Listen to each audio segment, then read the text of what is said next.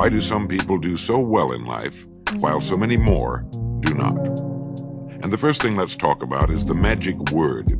The experts call it the most important word as far as the results we get from life are concerned in this or any other language. And that word is attitude. It is our attitude toward life which will determine life's attitude toward us. Let's face the fact honestly that we shape our own lives, and the shapes of them will be determined by our attitudes. A person with a poor attitude toward learning, for example, isn't going to learn much until he changes his attitude. If we take the attitude that we cannot do something, we generally will not do it. An attitude of failure, and we're whipped before we start. So we know then that what we receive from life, what we accomplish or fail to accomplish, is due in large measure to our overall attitude. William James of Harvard University put it this way: "The greatest discovery of my generation is that human beings can alter their lives by altering their attitudes of mind." And isn't it wonderful that we have this measure of control? Before we start talking about our attitude toward the world, let's talk about our attitude toward ourselves, since it is the attitude we take toward ourselves which determines our attitude toward the world.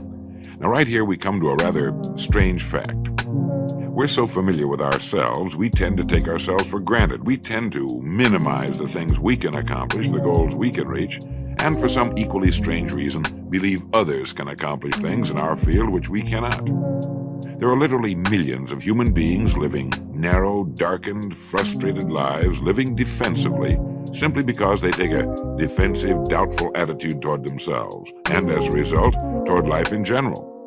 Many people are suspicious of and oppose change, yet change is the one thing in life on which we can absolutely count. People who stay young all the years of their lives not only welcome change, but see it for what it really is: new opportunity, new chances for further fulfillment. Attitude is a reflection, a result of a person's will. It is incalculably powerful. It can bring about marvelous results for us, but we need to train it patiently, day by day. Now let's talk about the attitudes of people who are successful. The top 5% of the people who go sailing through life from one success to another, and who, even when they fail at something, shrug it off and head right out again. No matter who the person is or what he does, men and women in sales, business executives, people in all the professions, wives and mothers, students, top people in the armed forces, public servants, men and women in the service of religion, working men and women in all fields of endeavor, wherever you find a person doing an outstanding job and getting outstanding results, you will find a person with the right kind of attitude. These people take the attitude toward themselves that they can accomplish what they set out to accomplish, that there's no good reason on earth why they can't be competent, successful. They have a healthy attitude toward themselves and, as a result, toward life and the things they want to accomplish. And because of this, they achieve some remarkable things, and they come to be called successful, outstanding, brilliant, lucky, and a lot of other things. They're quite frequently no more brilliant or outstanding than the majority of the people by whom they're surrounded. But they did develop the right attitude, and they found their accomplishments not too difficult, and many times surprisingly easy, simply because it seems that so few are really trying, really believe in themselves. Successful people come in all shapes and sizes and in widely varying degrees of intelligence, background, and so on. But they all have one thing in common. They expect more good out of life than bad. They expect to succeed more than they fail. If you want something worthwhile, take the attitude that there are a lot more reasons why you can have it than there are that you cannot, and set out to earn it. Go after it, work at it, ask for it, and 9 times out of 10, you'll get it. Our environment is really a mirror of our mental attitude.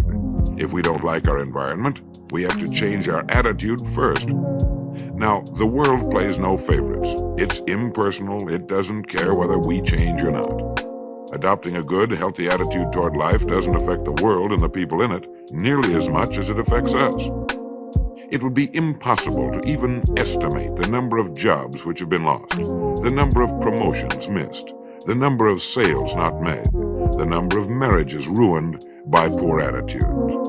But you can number in the millions the jobs which are held but hated, the marriages which are tolerated but unhappy, all because of people who are waiting for the world and others to change toward them, instead of being big enough and wise enough to at least make a test which will prove beyond any shadow of a doubt where most or at least a big part of the trouble lies. Studies made of the lives of literally thousands of successful people have shown that they radiate confidence, assurance, they expect success, and they get success. You can spot these people by the way they walk, by the way they look and act. You can feel it about them when they enter a room. They may be short and fat, or tall and thin, or any combination in between, but they have about them the attitude of success. Right now, I want you to realize, if you don't already, that in 5 years or less, you can get right to the top of the work you're now doing. I know this, but the important question here is, do you know this? The minute you do know it, you'll have this right attitude I'm talking about. The easiest and most effective means of forming a good attitude habit is to begin to act as though you have a good, positive, expectant attitude toward life. That's right. Begin right now to walk, act, and look as though you belong to this group. If you're already in the top 5%, you'll know what I mean. If you've never tried it, you'll be amazed at what happens. Actions trigger feelings, just as feelings trigger actions. Now, let me tell you of a little test you can make which will prove beyond any shadow of a doubt that a good attitude can change a person's life as dramatically as walking from a darkened room into the bright, clear light of day. Not long ago, I read a line which went, "Life is dull only to dull people." This is true, but it also could have read, "Life is interesting only to interesting people," or "Life is successful only to successful people." And what I'm trying to say is that you must first become, mentally, from an attitude standpoint, that which you wish to achieve. A famous restaurateur was being interviewed by a reporter who asked, "When did you become successful?" And he replied, "I was successful when I was sleeping on park benches, because I knew what I wanted to do and that I would do it." In short, his attitude had been one of success, of expecting success, long before the material, the tangible rewards of success had been earned. We'll get into this particular phase of Lead the Field in record number 3, A Worthy Destination. But for now, remember that a person must act, look, and because of these things, feel successful before the success he seeks can come. Chances are you know people who seem to be what others call lucky. All kinds of good and wonderful things seem to happen to them, and they give the impression of happily sailing through life, having a wonderful time, and getting more accomplished in a year than most people do in 5. This has been figured out fairly scientifically, and if anyone will conscientiously go about the test I'm going to recommend, and stay with it every day for the next 30 days without fail, that person can join this small, happy, and extremely productive group of people. He'll find himself becoming lucky, as they say, and most of his problems will pretty well take care of themselves. Of this you can be sure. The results will be nothing short of amazing. Now, it makes no difference how good a person's attitude has been in the past. Anything can be improved upon, and it's the small refinements upon something already good that makes it great. So here's the test. For the next 30 days, act toward the world, everything and everyone with whom you come in contact, with the attitude which represents the kind of results you want to achieve. That is, if the result you want is more success in what you're doing, act as though you are already in possession of the success you seek. If you want others to treat you with admiration and respect, treat others with admiration and respect first. Have you ever stopped to think of this? Every human being on Earth is the most important human being on Earth as far as he or she is concerned. You may never get anyone to admit it, but it's a fact. So for the next 30 days, treat every person with whom you come in contact as the most important person on Earth, remembering as you do so that as far as that person is concerned, he is. Now, the reason I say treat everyone in this fashion is mainly because this is the way human beings ought to treat each other, and because it will help you form a habit that will bring you amazing and delightful results for the rest of your life. Have you ever noticed that the higher you go in any organization of value, the nicer the people seem to become? You see, the bigger the person, the easier it is to talk to him, to get along with him, to do business with him. Do you know why? It's because he's got a good attitude, and people with the best attitudes just naturally gravitate toward the top. So for 30 days, act toward others and the world at large in exactly the same manner you want the world and others to act toward you. Treat your wife or husband as the person he or she really is, the most important person in your life. The same with the children. Carry out into the world each morning for 30 days the kind of attitude you would have if you were the most successful human being on earth. And notice how it quickly develops into an habitual attitude. When a person does this, he should realize he has already placed himself on the road to what he seeks. He is right now in the top 5% of the people in this or any other country. He has prepared the ground and planted the seed. He has made of himself a magnet, an embodiment of that which he seeks. Before metal can be cast into a desired shape, the mold, the expectant receptacle, must first be fashioned. Before a building can be erected, the excavation must be made and the foundation laid.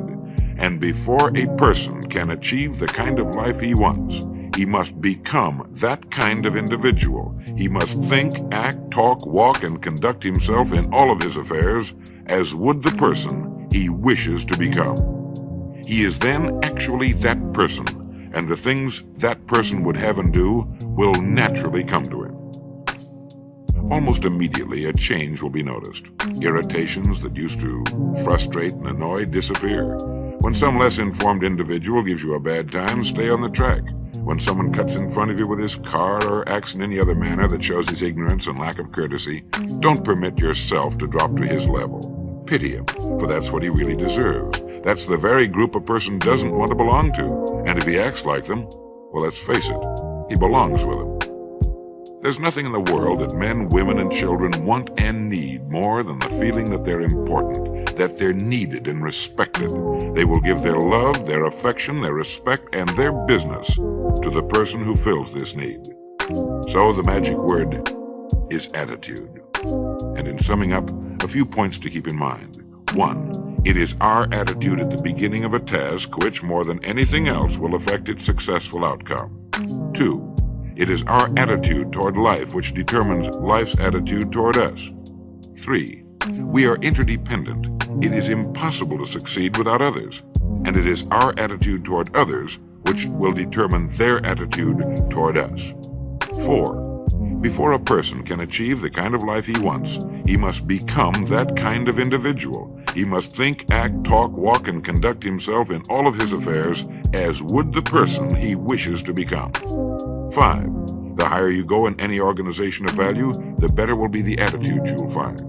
6. Your mind can hold only one thought at a time, and since there's nothing at all to be gained by being negative, be positive. 7. The deepest craving of human beings is to be needed, to feel important, to be appreciated. Give it to them, and they'll return it to you. 8. Look for the best in new ideas. As someone said, I've never met a person I couldn't learn something from. 9. Don't waste valuable time broadcasting personal problems. It probably won't help you. It cannot help others. 10. Don't talk about your health unless it's good. 11. Radiate the attitude of well-being, of confidence, of a person who knows where he's going. This will inspire those around you, and you'll find good things will begin happening to you. And 12, lastly, for the next 30 days, treat everyone with whom you come in contact as the most important person on earth. If you'll do this for 30 days, you'll do it for the rest of your life. Remember the words of Walter Dill Scott of Northwestern University. Success or failure in any undertaking is caused more by the mental attitude even than by mental capacities. Thank you.